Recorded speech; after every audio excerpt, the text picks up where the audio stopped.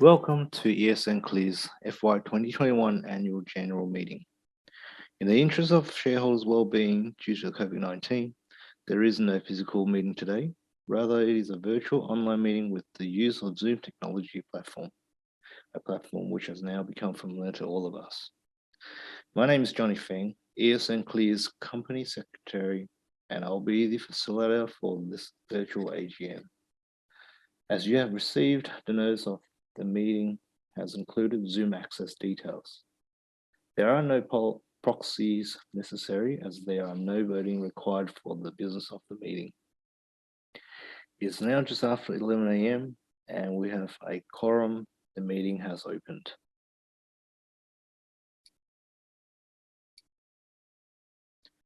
Today we have our full members of the board in attendance. Professor Andrew Coates, Chair of the Board, Leo De Bruin, CEO, Executive Director, Matt McNamara, Non-Exec Director, Johnny Feng, myself, CEO and Exec Director.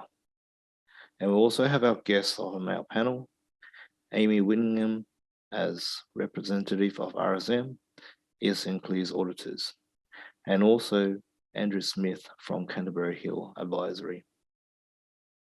A few notes on today's meeting before we begin the business of the day. All attendees can watch a live broadcast of this meeting. While the meeting will be recorded, the recording will also be digitally available to all shareholders. We have a number of questions already received from our shareholders. Attendees to this meeting can also ask questions. Both will be addressed during the Q&A section towards the end of the meeting. To ask questions, click on the Q&A speech bubble to open the dialog box to submit relevant questions. The questions are collated and will be addressed at the question and answers period towards the end of today's meeting. Questions may be moderated, or if we receive multiple questions on a particular topic, those questions may be collated together. Finally, due to the time constraints, the Q&A will remain at a high level. Any intricate details, or if we run out of time to answer all of your questions, additional information will be provided or discussed with you after today's meeting. As for the business of the meeting, we'll begin with Professor Andrew Coates, Chair of the Board address, followed by Leo's Director's report, followed by our guest speaker, Mr. Andrew Smith from Canterbury Hill Advisory, and we'll conclude with question and answers. Without further ado, Chair of the Board, Professor Andrew Coates. Thanks, Andrew. Thank you, Johnny, and welcome everyone. We all know what a great shame we cannot meet in person. We will definitely try and do this next time. My name is Andrew Coates, and it's very great pleasure and pride. I'm chair of this very exciting company, and it's great to have our small but absolutely dedicated and hardworking team, as well as those of you out there, our family, our partners, our shareholders, the people who have trusted us to take this company forward. I'm very excited to be here and to present to you as chairman. Let me give you a little bit of background about myself and why I think ESN Clear has a very bright future. If I could have the next slide, Johnny. So just as a background, I am a Melburnian, Melbourne born, spent my childhood here. I did train in medicine as a cardiologist in the UK at Oxford and Cambridge, and I've worked backwards and forwards between the two countries in subsequent career in heart failure that spanned some 40 years. I've been a clinician, heart disease specialist, head of cardiology at Europe's largest cardiac hospital, Royal Brompton Hospital, and head of cardiology at Imperial College London. And I've treated very many hundreds, thousands of patients with heart failure. When I started, as I'll come to, heart failure was a desperate condition. It's now still a very serious condition. We've made huge progress over that 30 to 40 years. I've had an extensive clinical research career with about 150 about 1,500 publications, and for those of you who follow the research area, about 120,000 citations, an H-index of 145. But I've also taught a whole cadre of excellent leaders in the heart failure world. We've taken a new approach, which is to look at heart failure as a condition that affects the whole body and not just the heart, triggered by heart damage, but it leads to a very wide array of abnormalities in all the systems in the body, affecting everything from the muscles, the bones, to the brain, the immune system, and even fat tissue. I've also been very interested in complex systems. So I got tempted into the dark side of administration, and I've been a university leader. I've been Dean of Medicine at University of Sydney, Deputy Vice Chancellor of Sydney University, as well as Vice President simultaneously of Monash University in Australia and University of Warwick in the UK. I've also been CEO of the Norwich Research and Innovation Park in the UK, UK's largest research incubator park. I've also very proudly believed that I can make a slight claim to be an entrepreneur. With 30 patents, I've founded 3 companies that have gone on to success. I've listed them down the bottom there. The first one I list was the most recent deal, and that was a small medical device company we started in the US about 3 years ago. And that we've just merged that with a larger medical device company, delivering 16 million for the initial investors, which is about a 100-fold increase on the investment over 3 years. So although not huge numbers, we're very proud of that, as well as a 100 million pound deal for a UK company we started about 5 years ago, which is seeking a treatment for cancer cachexia. That's the wasting condition of skeletal muscle that affects advanced heart failure, as well as a much larger deal we did with Bristol Myers Squibb from an early company that I started about 15 years ago, looking at oncolytic viruses, cancer treatments. And a lot of those, not all of them, came out of patents I did while at Imperial College and subsequently. I've also been involved with a lot of clinical trials in heart failure. Chairman of the steering committee or member of about a dozen or so of the major trials that have led to some of our proven treatments. I've been on the last 2 major heart failure guidelines in the world, the European Society of Cardiology guidelines, and I'm presently president of the Heart Failure Association, which is the largest heart failure professional society in the world, headquartered in Nice in France. And I'm very proud that also in terms of my teaching, that 3 of the 5 most recent presidents of this association, in addition to myself, are 3 of my direct students. So we've really had quite an impact on the development of this field.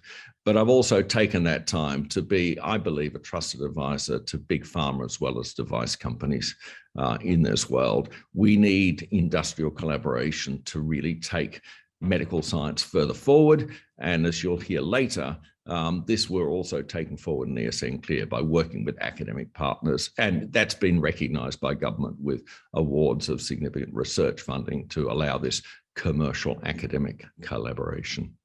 I'm also a trained company director with an MBA from London Business School, fellowship of the Australian Institute of Company Directors, as well as the Institute of Directors in London. And I've been on board director years, more than 50, as well as chairman of 3 separate companies. I believe in ESN Clear because from the first time I was introduced, I could see they were sitting with a sparkle of something really unusual, which is a novel way of looking at heart failure. And I hope that I've also contributed to some of the new ways that we're grappling this huge, chronic, long-term problem with really innovative thinking and approaches that are creating major opportunities. If I could have the next slide. So I'd like to just give a little bit of background of our company is focused on coming up with solutions for heart failure. Heart failure is a huge global burden. Over 60 million patients worldwide have heart failure at any one time. About 1 in 5 of us will develop heart failure in our life because it is a disease that affects older people. And as we're living longer, we're more likely to develop heart failure. It is the most common reason for a person over the age of 65 in the developed world to be admitted to hospital. And when they come to hospital, they stay longer than almost any other condition. And it's the most expensive single hospitalization cause in developed healthcare systems. There's also a very high risk of being rehospitalized within a few months of discharge. And hence, we still haven't worked out ways of stabilizing these patients entirely.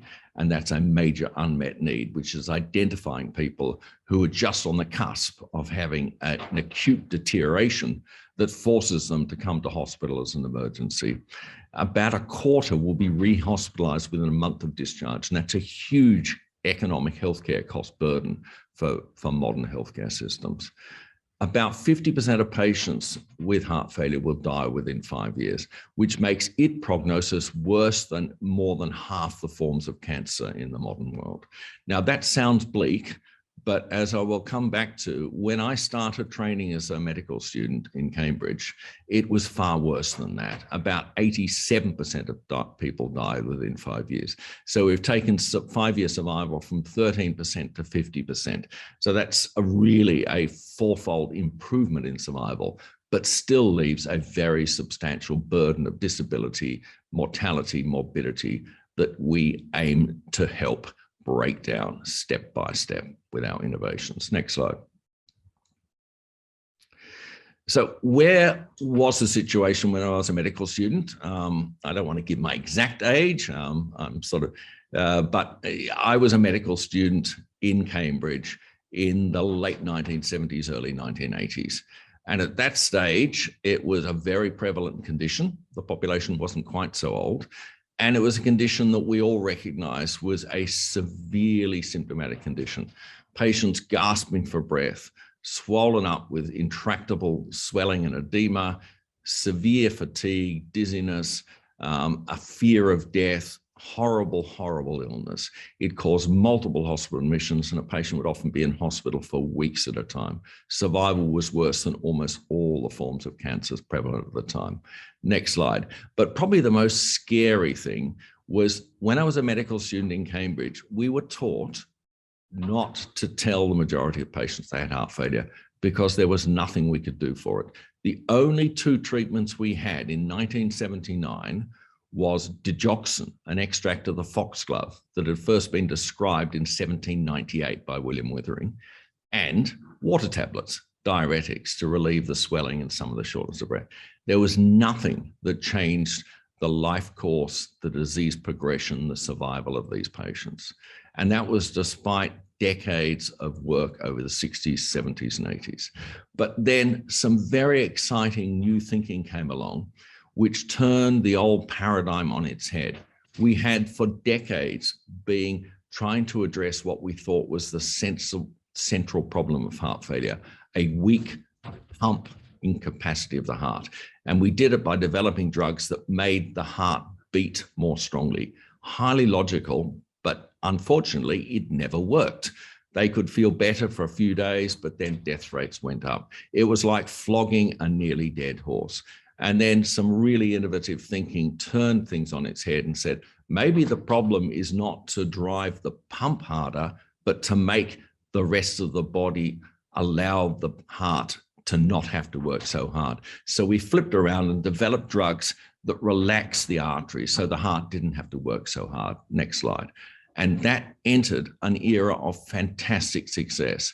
You see there from 1986 through to 2021, each of those little boxes is a separate major clinical trial of average size of 2,000-3,000 patients that have proven statistically a reduction in either total mortality or a combination of mortality and the risk of an emergency hospitalization. Endpoints that are hard endpoints that payers will pay for. So you see how much success we've had. 20 or 30 trials, proven 10 separate treatments, some of them well known to you, ACE inhibitors, beta blockers, aldosterone antagonists, the most recent blockbuster sacubitril/valsartan, and then an entirely new class, the SGLT2 inhibitors, anti-diabetic drugs that have reduced death rates in heart failure. So we have had fantastic success over the 20 or 30 years, but we still have taken that survival from 13% to 50%. We need to get the other 50% under control. Next slide. And what is the issue? Why do we still have such a large unmet need when we've been so successful? Well, The initial success I showed you covered 3 problems. That the success hasn't been for all heart failure. It's only been for half of heart failure. Heart failure has 2 little subdivisions in it, 2 big subdivisions. We have concentrated on heart failure caused by a big heart with damaged heart muscle that simply doesn't pump strongly enough. That's called heart failure with reduced ejection fraction, HFrEF.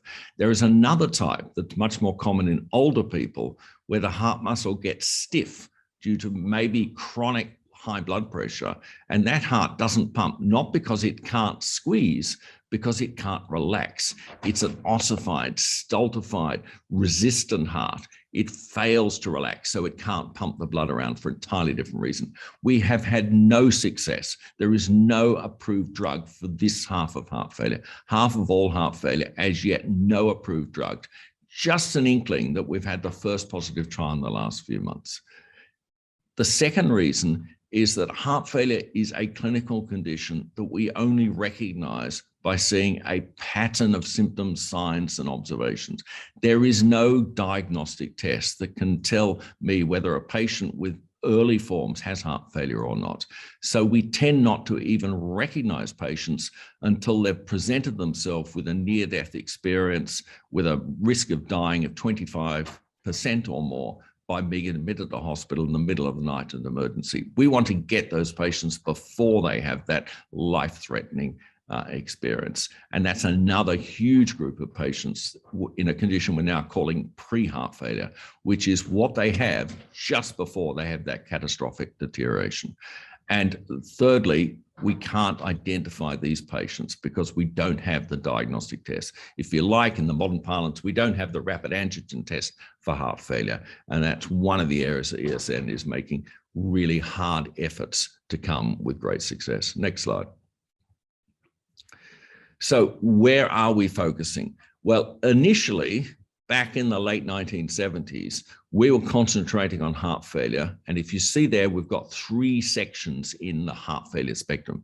Pre-heart failure, HFrEF, that's the big baggy heart that doesn't pump properly, and HFpEF, that's the small stiff heart that doesn't fill properly. We really concentrated the one in the middle. We ignored the other 2 almost entirely. And down in the bottom left, you've got little diagrams showing the difference between those 3 conditions. But now we have the opportunity with developing new treatments to perhaps target the half that we've been unsuccessful for the HFpEF group, as well as that huge group of patients who are on the breach of developing heart failure, who will almost certainly respond to some of our treatments if only we could identify them accurately. And ESN Clear ICON has come up with a fantastic strategy for that. If I take them in turn, the HFpEF is a problematic group because it's not a single illness. There are multiple diseases that can lead to that. The aging process, fibrosis, inflammation, the effects of obesity, the effects of chronic hypertension, infiltrative diseases such as amyloid, almost like a dementia-like process affecting the heart. And all of these probably will respond slightly differently to different drugs.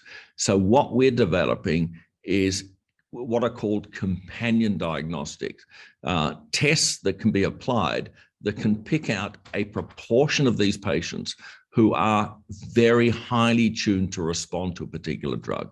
So instead of just giving the drug to everyone, hoping it'll work on average, we find patients who are uniquely susceptible to the improvements inducible by that drug. And that strategy makes proving the benefit much easier. It makes it a much tighter treatment option, and it's something very attractive to healthcare systems because they don't waste money giving drug to patients who will not respond. The second very major area is pre-heart failure, and the issue for that is a big clinical problem. I, as a cardiologist, might get referred patients with a family history of heart failure. Perhaps they're slightly short of breath. They want to know, is it heart failure? And it's not heart failure until they've had a major illness, because we need to document that the heart has caused severe congestion. But if I could have a diagnostic test that tells me this person is at an actionable risk, there's a high likelihood they'll develop heart failure within the next 3 to 6 months. Then I can do something. And as yet, we don't have that test, but we have got some very exciting scientific results coming out that we believe we're on the cusp of proving a biomarker panel that can identify patients with such accuracy that I, as a cardiologist, can do something about it. And the regulators and the healthcare systems will pay for such a treatment because it prevents disease rather than simply waiting till it's been forward. So next slide. We have recently developed, I set up an association between all the major heart failure societies of the world to come up with an applicable definition of heart failure and define where the issues are in identifying heart failure. And here, 2 simultaneous publications. This was quite an effort because we involved the Australian Heart Failure Society, the Australian, New Zealand, the Canadian, the Chinese, the Indian, the American, and the European, with about 35 authors. And we managed to get them all to agree on one definition of heart failure. Next slide. And the really important thing we did was identify stages. Down in the bottom, you see symptomatic heart failure, which is what we started talking about. But very importantly now, clearly identified for the first time, stage B, pre-heart failure, is documented as a separate disease for which yet we have very few approved treatments. The only group we have are the SGLT2 inhibitor drugs, the gliflozins, specifically only to prevent heart failure in patients with diabetes. We have nothing for the broader group who don't have diabetes. And that's where we believe one of their major steps forward will arise from. Next slide. So our strategy in ESN Clear is to take this traditional pathway, which requires a patient to be admitted as an emergency before the penny drops what they've got. We then do expensive evaluation and we put them on those 8 or 9 treatments that are having a good effect, but often we give too late. Next slide. What we'd like to shift to with ESN Clear's technology is a series of biomarker panels that can identify 3 things: an imminent risk of heart failure, or what we call pre-heart failure. Also, we can identify patients highly likely to respond to particular drugs, and we can break down that large, difficult group of HFpEF patients into smaller subset who will particularly respond to certain drugs. In doing this companion diagnostic, we save the healthcare system money by targeting drugs precisely where they're needed, and we can also rule out patients at high risk of side effects. But also there's another advantage, a commercial advantage, is if you combine a diagnostic test with a drug, then you lengthen the patent for the drug quite dramatically. So there's an incentive for people to invest in the clinical trials so we can bring these potential treatments benefits to the market, which gives huge competitive advantages. But I'll hand over now to Leo to take us through the ESN Clear story. I'm sure you want to hear about the progress, about the finances, about the funding intentions, as well as some of our success in obtaining grants and funding and some of the scientific research. So Leo, over to you. Thank you, Johnny. Thank you, Andrew. Welcome, everyone. Andrew, thanks. That was really insightful. Every time Andrew talks, there's something new I learn, and I've been working with Andrew now for more than 2 years, so that's saying something. So while Professor Coates focused on discussing the clinical strategy, Andrew Smith, who Johnny mentioned earlier, he's joining us later to talk us through the pre-IPO. I'll be focusing on the execution strategy today with focus on the past 12 months, so where we've been, but also the next 18 to 24 months where we're going. Next slide, Johnny. So I didn't take a lot of time now to introduce myself. I think most of you know me fairly well. So I'll jump right in. So in April 21, we completed our first follow-up on study 2 pre-HF patients that we recruited in November 2020. So for you that don't know, the study 2 was set up to specifically recruit people in this pre-heart failure category. The study 2 lab result was extremely promising, showing 14 highly correlating and abundant biomarkers, which marked our first pre-HF biomarker panel. In mid-21, we received very valuable samples from the UK, from a previous heart failure drug clinical trial, which Andrew was one of the people on the steering committee of, which helps us to bolster our IP, but also for comparison data for our test validation. Excuse me. In June, the QT Australian patent was accepted by the Australian Patent Office for award in September, and the patent was then fully awarded in September. In June, we also filed our US patent PCT filing with an accelerated pathway. It significantly reduces the processing time to get the patent awarded. We also developed new provisional patents to cover the most valuable strategic positions, including both drug and device. Toward the end of last year, we conducted a series of workshops with AstraZeneca for a potential partnership in HFpEF, as Andrew mentioned, the small stiff heart, involving their drug and our device. We received the green light from them pending more data from our study 3. We feel confident that by July, August this year, we could have lab results on around 200 samples that could potentially then mark the start for the finalization of a partnership agreement. Now, despite COVID delays caused by the Australian government requiring hospitals to allocate entire wards to COVID patients, we managed to get 3 of our clinical studies ethics submitted, and 2 of which studies have now been approved and started recruitment, which is great. One of the key highlights of last year was making use of an extremely rare opportunity to repurpose a heart failure drug that had gone through extensive development and clinical trials, but failed at the last hurdle with an avoidable problem. With our technology, we can select out this problem and repurpose the drug for an indication. So select out is what Andrew spoke about earlier, that precision medicine approach. It looks extremely promising for HFpEF patient treatment, and so that's what we're developing. Toward the end of the year, we selected a drug design consultancy called Cerebro CMC. They're based out of the UK, to steward development of the drug towards an IND, which is investigational new drug filing. After our discussion with the FDA last year about our drug, it looks likely that preclinical and phase 1 trials will not be required, and that we can commence with phase 2 clinical trials after the IND and FDA phase 2 approvals. And finally, in a very exciting development, at the end of the year, we were awarded a prestigious $500,000 Australian government grant as part of the MTP Connect Targeted Translation Research Accelerator Scheme, in collaboration with the Victorian Heart Institute for the pre-HF test, patient recruitment and lab testing. Subsequently, we've also applied for another $750,000 Australian grant on the same scheme, and we're receiving feedback next month, which is February. Next slide, Johnny, please. Now, where are we going? ESN Clear is developing leading heart failure diagnostics and treatments to detect, diagnose, and treat the undetected and untreated heart failure types. We're developing 2 separate paths in heart failure, namely pre-HF and HFpEF, which I think Andrew has described properly.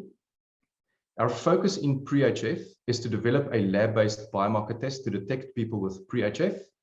We have 2 current pre-HF clinical studies running in parallel to recruit between 1,000 and 2,000 patients in the pre-HF category for development, validation, and approval of the pre-HF test. Now, Andrew Smith will take us through some of the pre-IPO investors and highlights, but we have a potential investment and deal with AAL, which is a Southeast Asia company.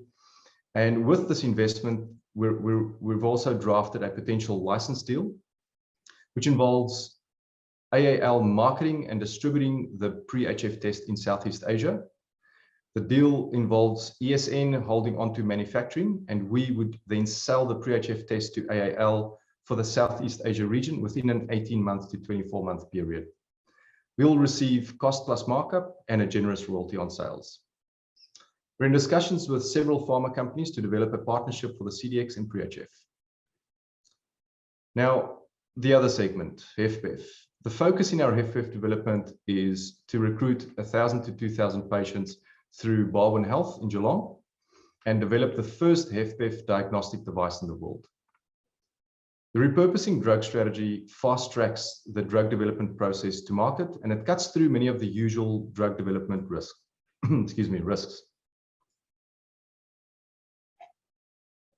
We're also aiming to complete drug development, file for an IND, and get FDA approval to run the phase 2 clinical trials within the next 18 to 24-month period. The HFpEF test will be combined with our ESN clear HFpEF drug to form a world-first HFpEF CDX companion diagnostic device. This would be a different type of HFpEF, not competing with AstraZeneca. So Andrew explained there's several types of heart failure. Within HFpEF, there's different types of HFpEF.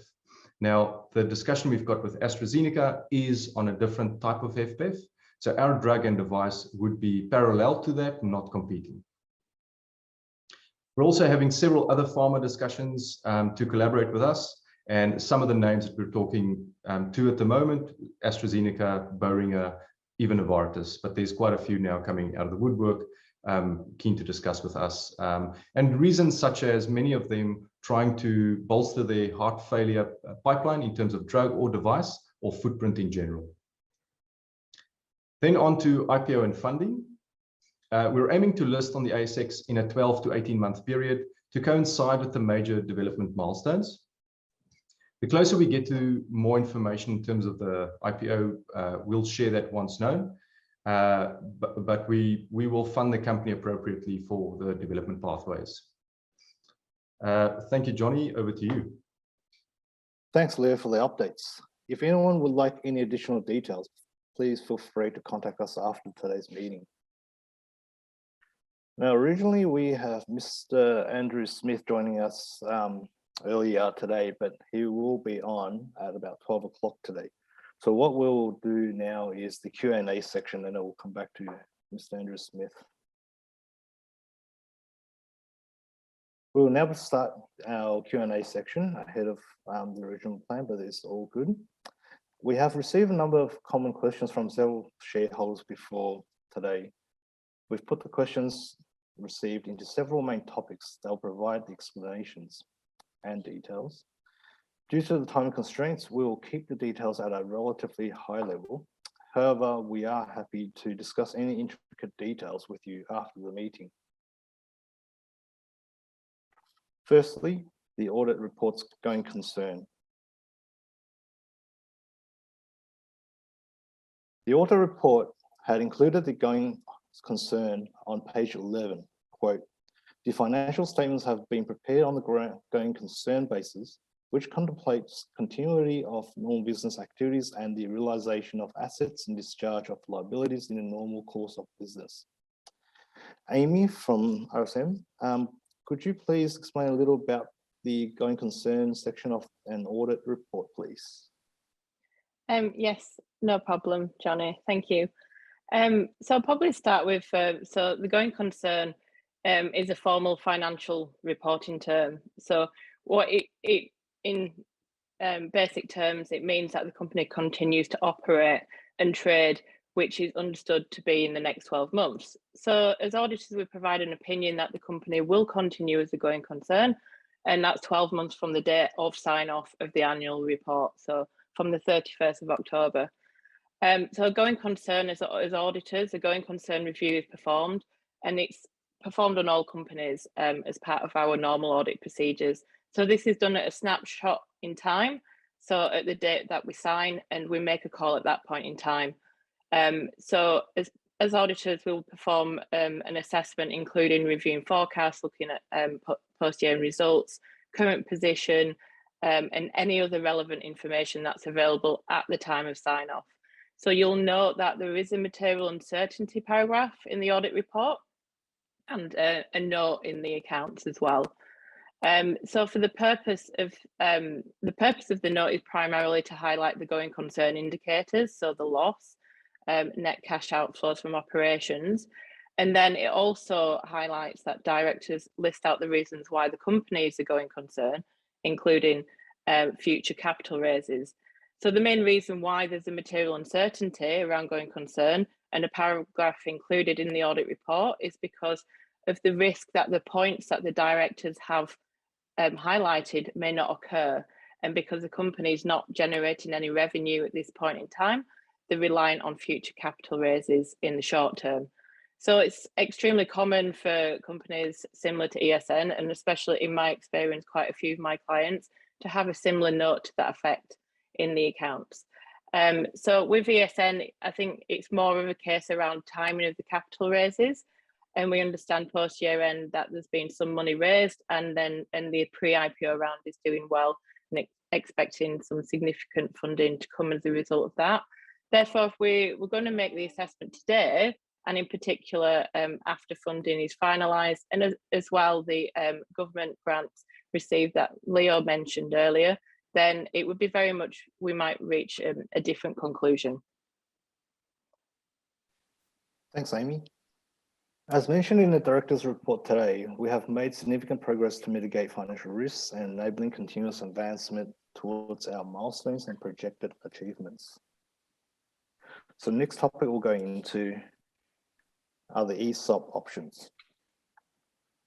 During the 2021 financial year, a couple of ESOP employee stock ownership plan was exercised. The ESOP is a standard incentive mechanism to attract and retain essential talent in the business.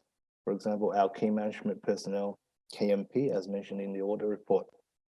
The price was set to ensure it is an adequate incentive to the talent within regulatory and common business practices. The options were issued with substantial milestones and performance deliverables expected. The share options was issued to our non-executive Chair of the Board, Professor Coates, and our Operations Chief Information Officer, Gustav de Bruin.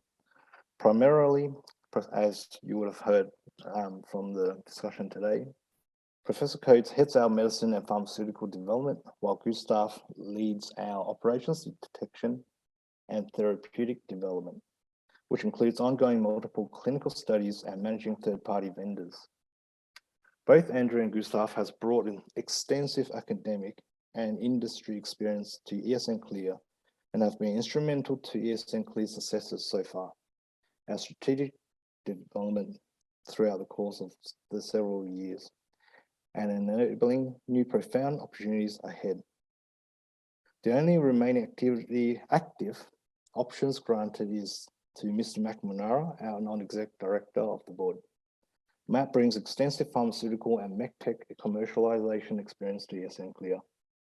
Matt currently supports ESN Clear in the areas of business commercialization, corporate governance, and development support to ESN Clear. There is also a 3.8% share option that is unallocated for future possible KMPs recruited to the business. So that's set aside for as we progress through our growth. The next topic we'll go to is the reported FY21 loss. The share options expense, the future value adjustment on exercise of share options, had total 1.4 mil, contributed to the majority of the recognized 2.3 mil loss.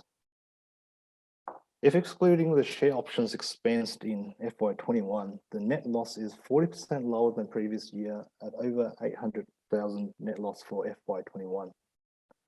The most notable operating expenses had reduced in FY21 included some of the administrative costs, etc., such as office and travel. While our operational expenses were reduced year on year, there has been significant increases in legal and development. The legal expenses in FY21 were primarily for intellectual property work. As Leo has mentioned earlier on, we have worked on a lot of efforts in our IP portfolio building. Both the legal and development costs enabled our consistent growth trajectory. Another important factor is that we are still currently heavily in development phase. Costs are expensed through the P&L. Amy, could you please explain a little bit about how the options expense was accounted for example, share-based payments expense, as mentioned in the report? Yes, no problem, Johnny. So I'd probably like to firstly highlight with the options that this is a non-cash expense, so purely an accounting entry.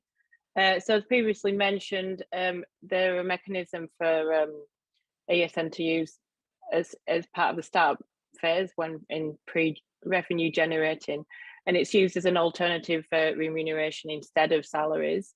And it's and in my experience with similar companies, it's a good mechanism to attract and retain employees, and used as a common long-term incentive. So in terms of how the expense is calculated, so in most cases, it's used a mathematical model, so Black-Scholes, or in this case, binomial model, is applied for valuing the options, which can include some significant judgments, and one of the main areas of focus in the audit.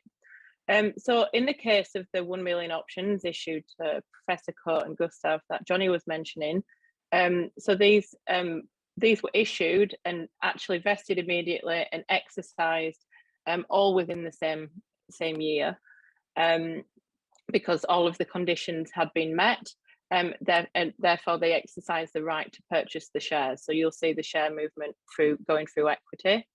And in this case, it was more of a recognition of their successes and strategic development to date. So because the exercise price was quite low, so it was 0.038 cents, and the share price at the time was $1.40. These were automatically valued at the share price less the exercise price to get you to the $1.39.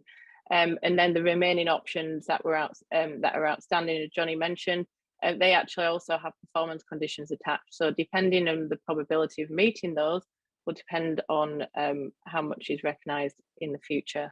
So the majority of the expense would have been recognised for the Professor Coate and Gustav's options included in the year ended 30th of June 2021.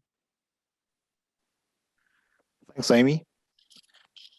And the next topic we'll go through would be Invest Takes Opportunity.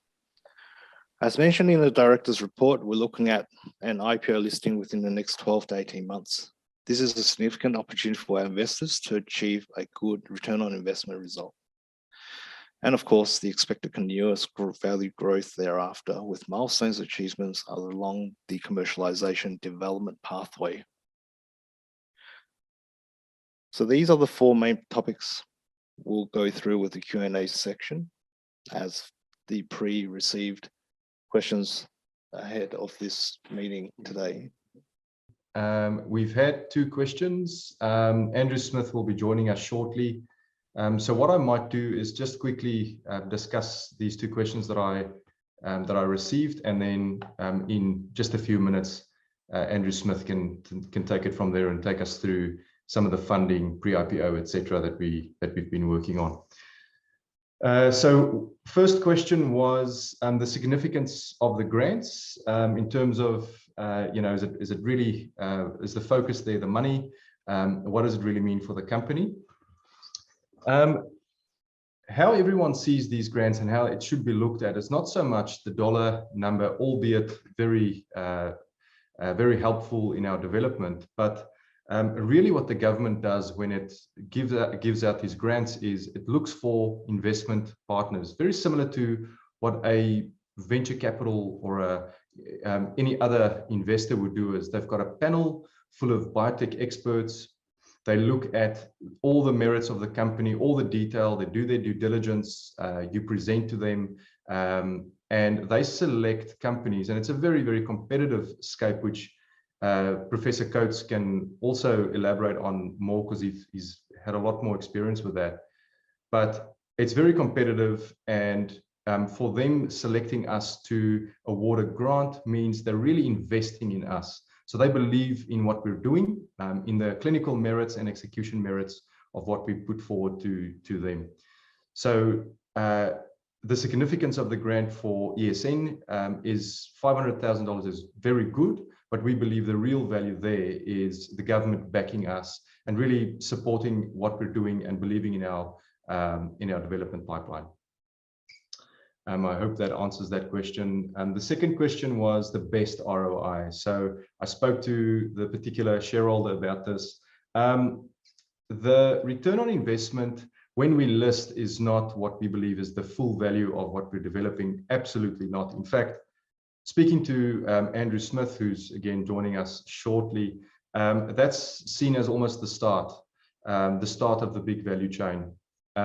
We believe the best ROI is once we've got the drug past phase 2 trials and potentially 1 year into phase 3s. That would probably be where we've got significant value, multiple times of what we have today. So best ROI in our view is around that 2 to 3 years, albeit a listing will happen before that point. We see the valuation really increasing significantly past our listing. So we don't foresee any of our management exiting at the listing time. It's really building it further from there. One more question that I have, third one was on the clinical trials. Yes, so we believe the most feasible option for us to develop the drug is to develop it with a partner, especially when we get to phase 3s. As a lot of you might be aware, phase 3 trials don't let the COVID vaccines fool you. It takes a long time and it takes a lot of money to actually develop drugs, not 1 year. It does take many years. The FDA averages that development timeline to be 12 years and $1.5 billion. Repurposing a drug really shortens that time frame and the cost significantly. And so that's exactly why we've done it. It really cuts through those timelines and that cost. So if we get a good partnership, which again, we're already talking to some potential partners to develop that drug with, that will enable us to develop the drug past and through a phase 3 to get that value, and we don't have to go out and raise all that money all by ourselves. Plus, we also get that skill and a partner that already has drugs in the market. So it just eases the process to really bring a drug and CDX to market. So as you can imagine. That's the only 3 questions I have. I just got a text from Andrew Smith. He's joining us in a minute. Let us know if there's any other questions that you might have on anything that we've discussed so far. Andrew or Matt, was there anything else that you think we should elaborate on at this point while we wait for Smithy?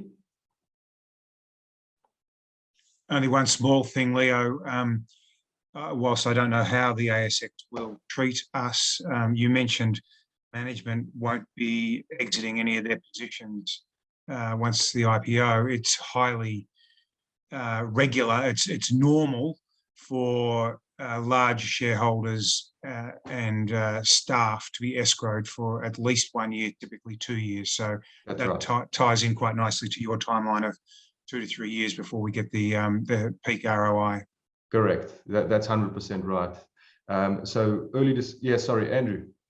Just in addition to your comment on the grant, I mean, yes, the money is welcome. That's not the big thing. It's the reputational benefit. But it was part of a package of 20 million to Victorian Heart Institute out at the Monash Medical Centre site. And we were the sole commercial partner for a translational thing. So it really puts us in a very strong position reputationally. And it means that the Victoria Heart Institute is strongly in this area and we're the preferred partner. Yeah, correct.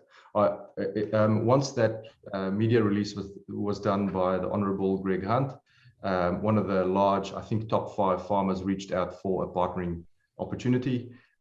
So that does very much put you on the map there, and 500,000 is it comes in handy, but the fact that the government backs you almost means more to us. So so late last year we decided to embark on the pre-IPO because we feel our milestones, etc., are ready, and it would be great timing for the company to list. Andrew Smith, he, albeit carries his years well, he's got an extensive experience in capital raisings, in listings, in private equity. He's actually just listed a company in December as well. They list companies all the time and do pre-IPO raises. So we signed a mandate with Canterbury Hill Advisory, which Andrew Smith is part of. He's also the CEO of Private Equity Group. And the mandate was to raise $5 million for us on a convertible note. And he can talk us through all the details there. But really, Andrew Smith's focus in his career, and definitely currently in his capacity in Canterbury Hill and Private Equity Group, is off-market deals, so private or pre-IPOs. Yes, there are listings, but he really fills that sweet spot where a lot of brokers don't. Your usual brokers like RBS Morgans, etc., they focus very much on that last 6 months of a company right before they list. They do a roadshow, they do a capital raise, and they list the company. Whereas Andrew Smith's focus is a little bit further out, like ESN's, where it's an 18-month or so before a listing, and really drums the beat towards an IPO, getting the right investors on the capital register and working towards that listing. Because it's an involved process, a listing doesn't just quickly happen. You've got to get listing ready. So luckily for ESN, we're a public company already, so we already have all the corporate governance in place. We are as ready as can be. We still obviously need to do a lot of work to go through a listing, but we're not a private company anymore. So we've got a lot of the processes already in place, and audited accounts, etc. I just got another question here from the escrow. So how does it work? Explain. So investors or shareholders like myself, where there's where you're an executive in the company, or where there's a certain percentage. Now that percentage, from talking to the ASX, I think it's 5% or more. Your shares go into an escrow. The reason why that happens is so that large shareholders can't just dump their shares on the listing day, and then all of a sudden the share price tanks. And a lot of people lose a lot of money. So they can't disrupt the company and negatively impact it. So the ASX has this mechanism, and this escrow mechanism, where they manage that. So for example, myself, my escrow is 2 years. So at listing, my 2 years starts. So for example, if we list at the end of this year, a year away, I still have 2 years before I can sell my shares, and not all at once. You have to sell it in pieces. So it ensures that your management and your executive team is in it for the long run, not just a quick short-term gain. I hope that explains that answer. If you can just let me know if that's okay. So for us, the listing, it puts us on the map. It raises more money for us to develop the drug and the CDXs further. And then that's really the start for us to grow up to be the adult company that we really want to be. It's all part of the process. And I think we've been talking about potential ROIs and would we list or won't we list for quite some time. But I think really now the run up to, and with a drug involved, the metrics are very favorable for a company then to be a listed company. The example I've used before is a company like Telix. When they listed for what was it, $180 million at listing day, and 4 short years later they were worth, or are worth, 1.8 or $2 billion. So it gives you an idea that drug development really bolsters it. Do we think we'll get a multiple of 10? Do I think so? My opinion is absolutely, and more. The market's definitely telling us that, and we're seeing so many other companies like Imugene, etc., really hitting those $2 and $3 billion valuations on the ASX. So it's very much a done thing. We're seeing those amounts. Not too long ago, there was an exit. I can't remember, Johnny, that $2.4 billion exit, I think to GlaxoSmithKline, similar company, similar stage, and also pre-revenue. But it's not about the revenue for us right now, and I don't think it will be for the next 2 to 3 years. It's building that core IP position in the market. So with devices, a drug, and it's clinically proven, you're really ready for a massive commercialization event. So then if you have a partner in place to roll it out globally, there's a massive market there. So there's another company there, Lexicon, which was a great example. They were looking at acquirers for also multiple billions, and they have a drug. It's gone through the trials, and they've got, so basically a drug ready to go for the market, and then it becomes a very, very valuable asset. So don't know if all of you know, 60 to 70% of all drugs in the market are repurposed drugs. So a lot of people think that when there's a drug, it's all something that's been developed from scratch. It most certainly isn't, because of the time frame and the costs involved. So most of the time it's repurposed drug. So I know a lot of people don't call it that. You don't see that all the time in the market, but that is the most viable way to push it out there. One thing that I might clear up with the drug, and Andrew, stop me or correct me here if you need to, but the extremely great opportunity for us here, for those investors that are in the space, the drug that we're repurposing is not on the market at the moment. So that gives us an extremely good IP opportunity. So we're not just creating a generic. It would be our drug, and we would be the first ones putting it on the market. So it really, we're taking something and making it ours, not just copying it. There's a very big difference in terms of value. So nobody can compete then with our drug. If it's a generic, many people can copy it, and you can have 10 people with the same drug in the same market, which is not the case with us. I'd like to reinforce that. I mean, repurpose strategy, there are two types. One is a drug that's already sold for something different, or you make minor changes where you have competition. But the really sweet spot, as you say, a drug that's gone 99% of the way, and just for what we now see as an avoidable problem, didn't make it, then you've got a clear path, and you've got jurisdiction, you've got protection, you've got a prolonged new patent life for your new formulation tweaks, and that's a very attractive prospect. Dramatically shortens the clinical development pathway. That's been the central strategy of one of the 3 successful spin-outs I mentioned, which was a very similar issue of repurposing a drug for an entirely different disease condition, and that's gone extremely well.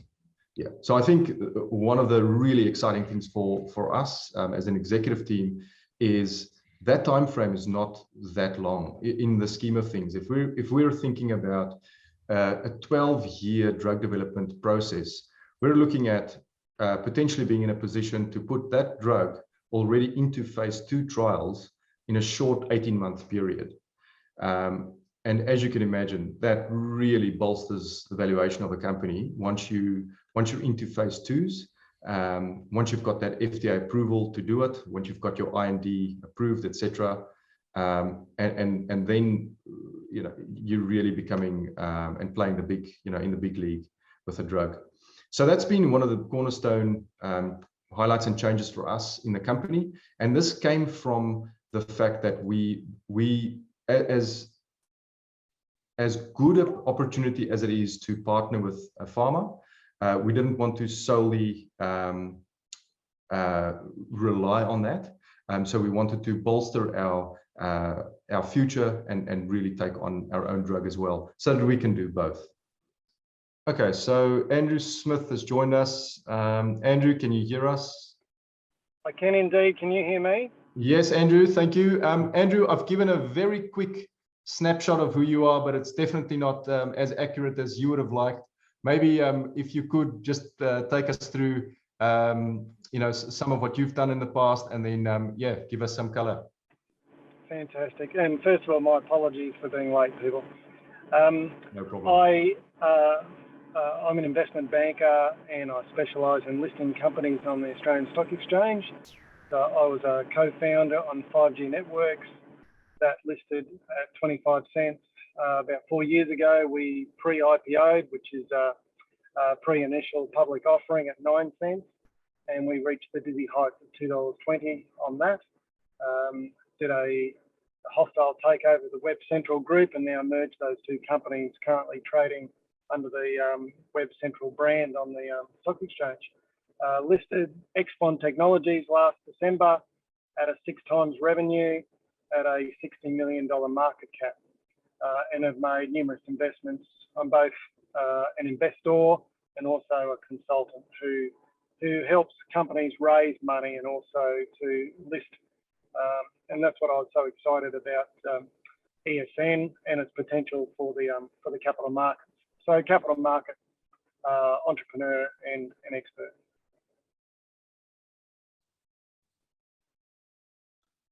That help, Leo? It does, yeah. So I think, Andrew, just take us through everything you have, and you've got a bit of time. So yeah, you just I guess enlighten us with where our pre-IPO is at, and then how that's tracking, and where would you like to see it end up? Beautiful. Okay. Well, we're pleased to announce that we've actually got a cornerstone investor who's signing a term sheet for $2.5 million, which is really significant, particularly for a company like ESN. And then we have between Simon Day and I quite a lot of interest that will then follow. We'll wait for Andrew to join back. So I might just fill in some of the words. I have had a discussion with Andrew in detail as well. So give me 1 sec. I'm just looking at the Q&A. Yes, so I've got a question about the Southeast Asia market. I'll tag that into more discussion. So we've got a deal with a company in Southeast Asia for a 2.5 million investment, the Cornerstone. They're one of the families that own one of the largest private hospitals in Southeast Asia. It's a family that Andrew Smith knows really well. In fact, he's done business with them for 15 years. And not only are they making a 2.5 million investment, but we've also negotiated a licensing deal. So I think I touched on that earlier on, but this, the significance of that is with the pre-HF test, there's a development timeline there which allows us to license it for a finite amount of years before our CDX is ready for the market. So really, we could develop the partnership with a drug company or our own pre-HF drug and of course the device. That time frame between now and being ready for revenue is a number of years, and in that time frame we've decided to extend a license to the AAL group, as they're known. So they're making the investment, but they also then have this license deal to market and distribute in Southeast Asia. What it gives ESN is we keep the IP, of course, protected here in Australia because we hold on to the manufacturing. But then once we get an order, we manufacture and basically pass on that cost plus a markup to AAL, and then we get 10% royalty, which is above the market standard at the moment. So we think there's that great opportunity there then to earn some good early revenue, starting 18 to 24 months from now with that AAL group, while we're still developing the CDX in pre-HF. So once that CDX is developed, that was another question I had earlier. Once that CDX is developed, would we then have an issue with the license still alive and we want to bring our CDX to market? We've negotiated really well so that once we're ready with our pre-HF CDX, that license then falls away, but we can choose whether to extend that or to go with the CDX. So that power is fully in ESN's control to do so. So that's that license, but it comes with a bit of an investment. We've got at the moment, and this is where Andrew was kicked off, we've got a pipeline of 8.2 million, which is of course well and truly above what we opened the pre-IPO round for. We won't take all of that, we don't need all that money right now. We might oversubscribe slightly towards maybe a 5.5 million. But so luckily for us, we're really sitting on a big pipeline now that Andrew Smith and Simon Day is really closing for us. We wanted to close in December, but unfortunately here in Australia, December and January is really dead months. Everyone is on holiday, whether they're at home or on the beach. No one wants to work. So that pushes our pre-IPO slightly longer, but we are confident that we'll close it by the end of February potentially. No rush to close it, of course. The money is already sort of coming in as we speak, but there needs to be, of course, a palatable close date as well. So we need to have a board discussion further about that exact close date, but for now we keep it open a little bit longer. There are a few really exciting investors still doing due diligence, wanting to come in. Really big biotech funds that, or notable biotech funds that it's again almost similar to the grants, more about the fund being part of the company than its money. We could probably raise all the money right now with what we have. But if we could choose, which we can, we would probably want to bring on some real good strategic investors like some of these biotech funds. So the process is going really well. There's a massive pipeline growing, still growing, and we're really confident that not only will we reach our target, we'll raise more and oversubscribe, and that'll put us in good stead for our development timeline, and really help expedite some of the development tasks that we've got for us over the next 18 months. And then once we get to our listing, we'll again raise some more money, of course, with our listing, which will then help us through our phase 2s, developing some more on the CDX stage, and that'll, in that time period, we're envisaging to really then clamp down on a partnership for the phase 3s in our development. So I don't think Andrew wanted to say much more than that. I wanted him to say it rather than myself, because I think people get sick and tired of me always saying and talking about some of these things. But I think because of his technical difficulty, I don't think we should hold it much longer. So if that's all, Johnny, I'll pass on to you. Thanks, Leo. This concludes our AGM for FY2021. Thank you to all the shareholders attending this meeting, members of the board, and our special guests, Amy and Andrew Smith. A special thanks to all our shareholders for the continuous support. We look forward to seeing you all perhaps in person for a physical AGM next year. Please stay well and be safe. Thank you and bye for now. The meeting is now closed at 12:32. Fantastic. Thank you, everyone. Thank you so much. Thanks, Johnny. Thank you. Thanks, Thanks, Leo, everyone. Andrew. Thanks, everyone. Thank you.